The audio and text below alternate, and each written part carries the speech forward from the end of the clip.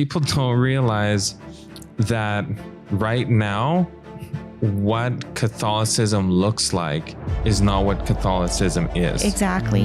And that's the problem. And I have family that are Catholic, and, you know, it's not the individuals. Like we're saying, we're talking about a system. We're talking about a system that has been around for well over 1,000 years. And they have perfected the art of infiltration, of, you know, a coup, of lying low, and they look a certain way. But the fundamental principles of the religion is control, and control of all, and to punish all heretics.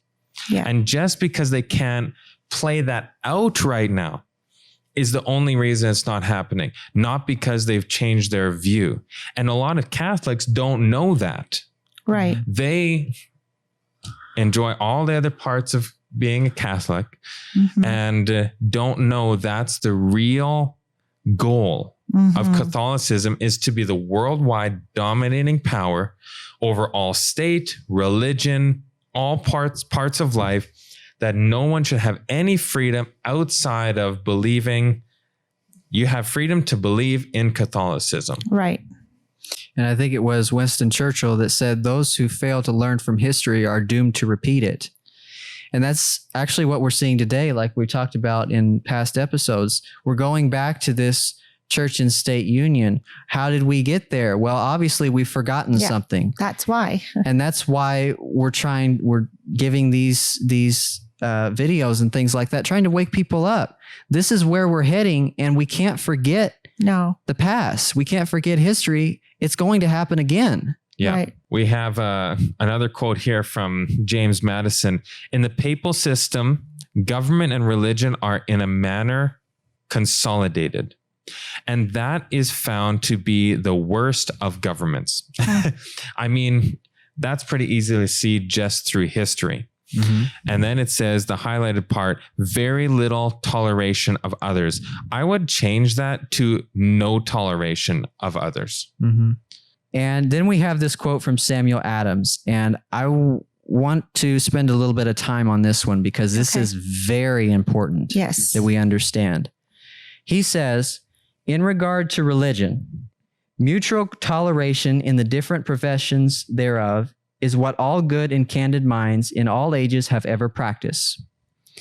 The only sects which he thinks ought to be, and which by all wise laws are excluded from such toleration, are those who teach doctrines subversive to the civil government under which they live. So here we see that, and it makes sense. If there's somebody who's working against the government or trying to tear down the government, they should be excluded from being tolerated, right? So he's saying we should be tolerant of everybody, of their opinions, of their religion, except those who are trying to tear down the government. Exactly. And try to tear down the country. Right. And the principles upon which it's founded. That makes good sense. Here, reading on, it says the Roman Catholics or papists are excluded. Aha. So they're not in that group of religious liberty because they put the Pope, as he's going to mention here, above the state power. So he's saying these ones are the ones that should be excluded from the toleration. Exactly. So some people get this idea of the United States was founded on religious liberty for everyone, and that would include Roman Catholics. The problem is that Roman Catholics are excluded from this because they put the Pope above the state, and they want to have this church and state structure. And according to Samuel Adams, that excludes them from this group of religious liberty. Well, because you can only have an agreement of freedom to another person who agrees with in freedom. Exactly. Right? If we're going to play a game and we all read the rules and Jacob says, I'm totally good with this game, but I actually want to play by these rules. Mm-hmm. How are we going to play? And he's like, you guys play your rules, I'll play my rules.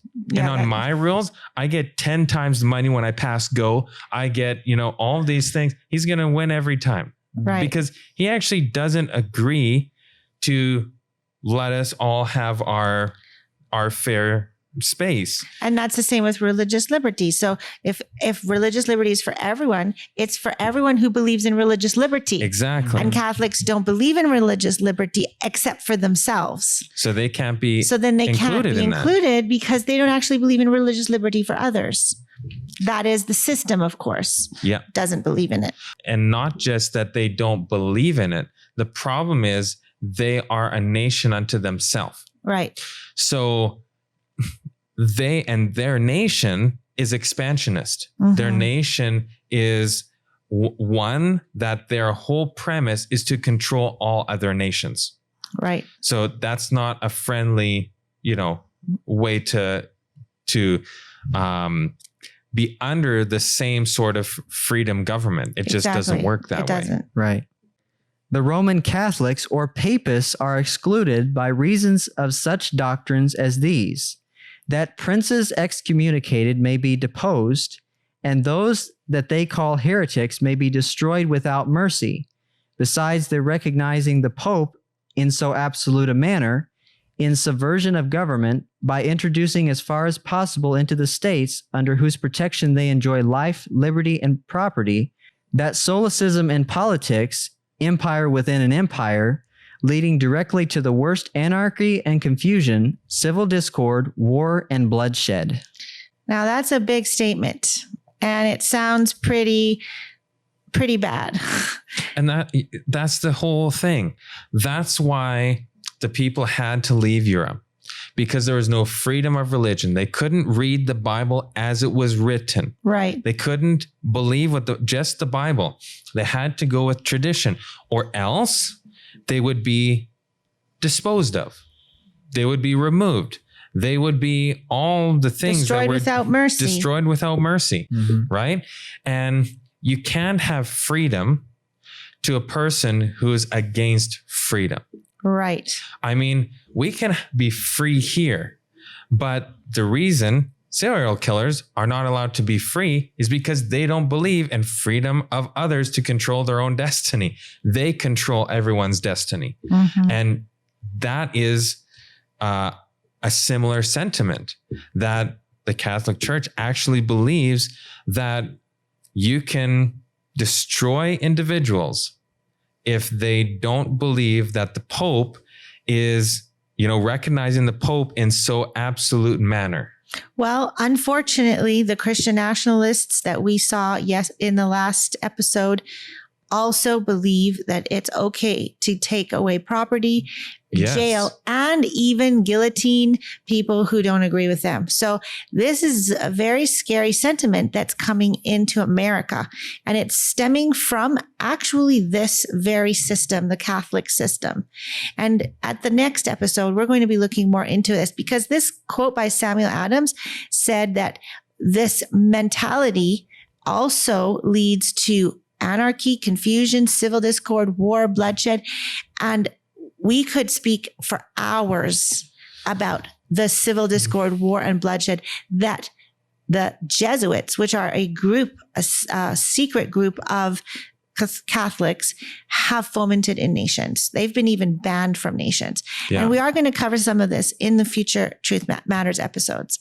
And this is the full image of the beast structure being implemented. And it's not going to be specifically the Catholics doing it. Right. But they have so influenced the daughters or the other Protestant churches to do exactly what the papacy did for so long. And they're going to do it again and repeat that in America. And people need to be pushing against this. Not pushing against God, not pushing against Christianity, pushing against this combination of church and state, where the state has influence over church, church has influence over state, because it's just a cycle. You can't have one without the other.